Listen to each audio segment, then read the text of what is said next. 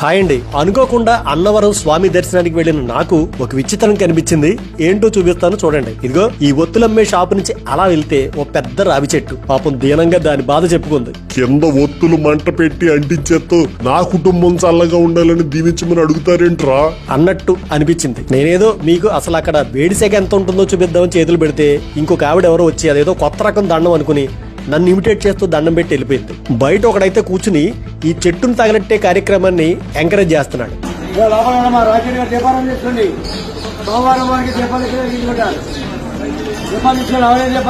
ఇంకా దారుణం ఏంటంటే 365 ఒత్తులు 50 రూపాయలు, 1000 ఒత్తులు 150 రూపాయలు, 1,500, కోటి ఒత్తులు 3,000 రూపాయలకే ఇచ్చేస్తున్నారండి. ఇలాంటి 3,000 రూపాయల బేరాలో 2 తగిలితే సెట్టును మొత్తాన్ని తగలెట్టేయచ్చు. మీ భక్తి మండ.